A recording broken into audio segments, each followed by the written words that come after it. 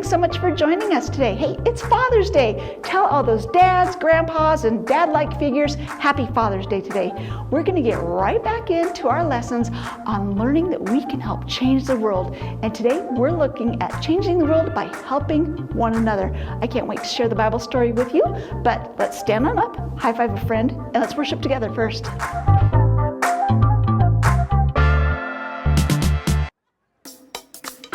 Let's go!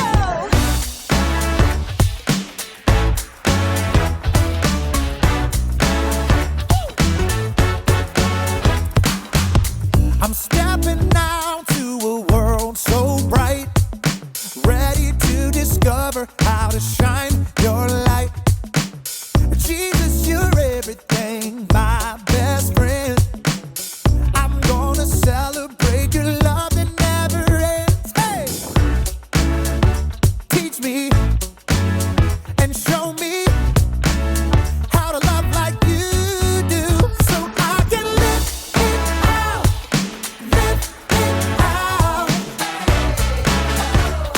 That's what it's all about.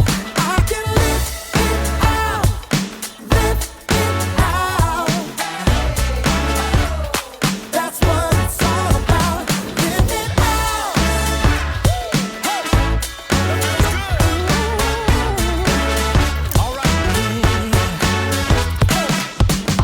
Living life never felt so free. Loving one another like you did for me. Jesus, you're everything, my best friend. I'm gonna celebrate your love that never ends. Hey! Teach me and show me how to love like you do, so I can live it out, live it out, live it out. That's what it's all about. I can live it out, live it out. That's what it's all about. Live it out. Ooh, live it out. We're gonna love, we're gonna be kind, we're gonna pray for each other all the time. We're gonna serve, we're gonna forgive. 'Cause following you, Jesus, is the way to live. So I'm gonna live it out, live it out. That's what it's all about. I can live it out, live it out. That's what it's all about. Live it out.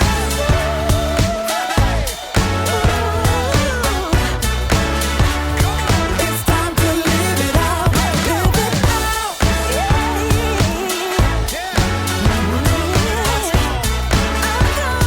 It's time to live it out, live it out. Welcome to Story Lab. This week, we're taking a look at the story of someone who knew how to look out for the people around him. Hey, guess I didn't get the flower power memo. I got you covered. Oh. All right. That's great.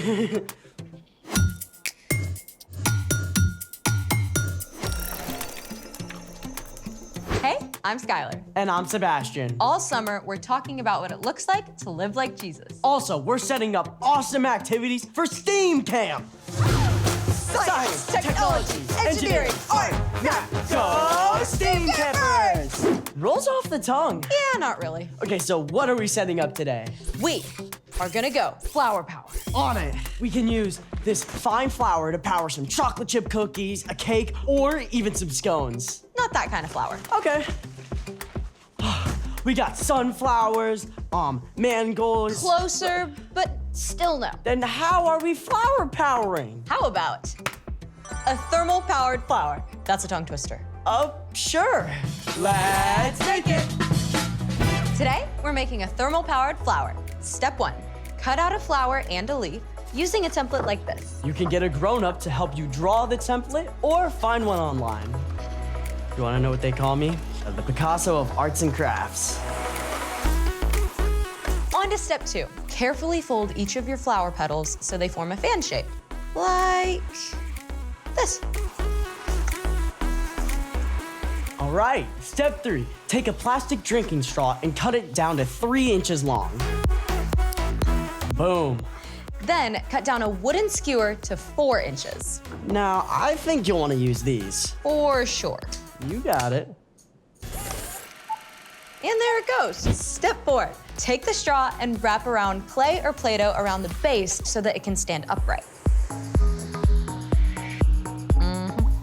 For step 5, you'll need one of these little guys. An eye screw. We're gonna tape the eye of the screw to the top of the straw. But don't cover the top of the straw with the tape. On to step 6. Take the little leaf that you cut out and tape it onto the eye screw. Perfect. Step 7. Take a very small piece of clay and attach the flower to the flat end of the skewer. Then drop it inside of the straw. The point should hit the table. Perfect. Okay, so now we've got this. Where's the power? Right here. Step 8. Get your grown-up to help light the candles and then slide them under the flower creation. Make sure when you do, you avoid putting one directly under the leaf. I'm already seeing a little bit of movement. Whoa! Look, there it goes. Let's put all the other ones. There it goes. It's like a little flower merry-go-round. As the candle flames heat up the air around them, the warm air rises. This creates a gentle breeze that catches the petals and causes the flower to spin. You are the wind beneath my wings. Settle down, Bet. I just love how the flames provide such a great boost for the petals. Looking out for their flower friend. Speaking of looking out for others, it's time for... The story before the story. Today, we're in the book of Luke. Luke wanted to clearly record the story of Jesus. From the very beginning, when people turned away, God had a plan to rescue us. At the perfect time, God sent Jesus, God's very own son, to live among us as a human. Jesus was born a tiny baby and grew up like an ordinary kid. He became wiser and stronger and more pleasing to God and to others. When Jesus was about 30, he was baptized by his cousin John. God's voice spoke from heaven, saying, "You are my son, and I love you. I am very pleased with you." Soon after this, Jesus began traveling and teaching and healing sick people. Which is where our story starts. Take it away. Hey everyone, I'm Padma. Today we're talking about how we can look out for one another, something that we see over and over in the life of Jesus. In Luke, we read about the amazing things Jesus did and the way crowds of people started to follow him everywhere. At first, the religious leaders were simply curious about Jesus, but soon they got worried. Jesus was upsetting the way they had always done things and making surprising claims. Who can forgive sins but God alone? Jesus also spent time with people that the religious leaders avoided. Why does he eat with tax collectors and sinners? Jesus cared more about people's needs than about keeping up a good appearance. In fact, he allowed his disciples to pick and eat grain on the Sabbath, a day of rest. That's against the law. The religious leaders were talking about the special laws that God had given the Israelites when Moses led them out of Egypt. God wanted the people to learn to rest and to take time to connect with God. Remember to keep the Sabbath day holy. Do all your work in 6 days. Over time, the religious leaders got worried about breaking this law. So they began to put more rules around the Sabbath to make sure they didn't work, like dozens more rules. You couldn't travel more than a quarter of a mile from your house. You couldn't even light a fire or kill a fly. Those extra rules were not from God. Instead of making the Sabbath more restful, it made it more stressful for most people. One Sabbath day, Jesus entered a synagogue and began to teach. In the crowd sat a man with a weak, twisted hand. Right away, the religious leaders went on high alert. Do you think he's going to heal that man, even though it's the Sabbath? Healing definitely counts as work. Jesus knew right away what the leaders were thinking, so he spoke to the man with the twisted hand. Get up and stand in front of everyone.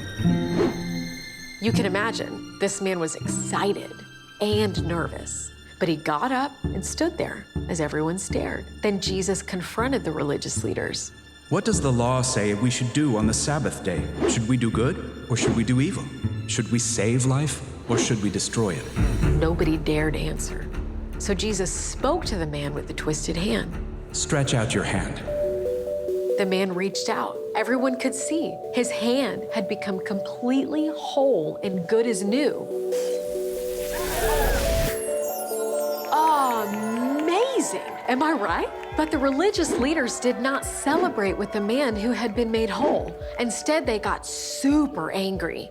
See, Jesus had not broken God's law about the Sabbath, but all those extra rules made by the religious leaders. Jesus chose to ignore those extra rules in order to care for a man who was hurting and to make him well. But the religious leaders were so wrapped up in fear and in making themselves look good that they cared more about their own rules than about helping people. And so they began plotting how to stop Jesus. Jesus never let what others thought control his actions. Instead, he demonstrated for us all what the Apostle Paul later wrote to the Philippians. None of you should look out just for your own good. Each of you should also look out for the good of others. And that is the end. Wow, the religious leaders never really got it, did they? They really believed they were doing the right thing. They sure did, but in the end, they were just looking out for themselves. So, what's our part in the story? All this summer, we're talking about how we can live and love like Jesus. And when we look at Jesus, we see that he kept his focus on other people instead of on himself. He cared more about looking out for others than making himself look good. That's so hard to do sometimes. I mean, my default setting is me. Yeah, it's easy to think about what I want and what I need. For sure. But you can ask God to take your focus off you and help you look out for what the people around you need. I mean, you could carry some extra pencils or pack an extra snack. So if someone needs one, you can give it to them. You could look out for new people at school or church and invite them to hang out with you. You could be on the lookout for kids who need someone to play with at recess. For kids who need a place to sit at lunch. For kids who need someone to listen. Those are great ideas. And the more time and energy you spend looking out for others, the more God can work through you to change the world around you. I love it. I'm in. Me too. See you next time.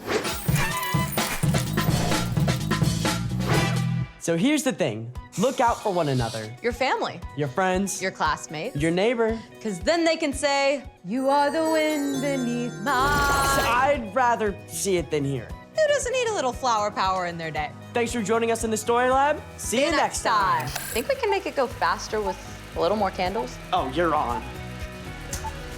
That's one. There it goes.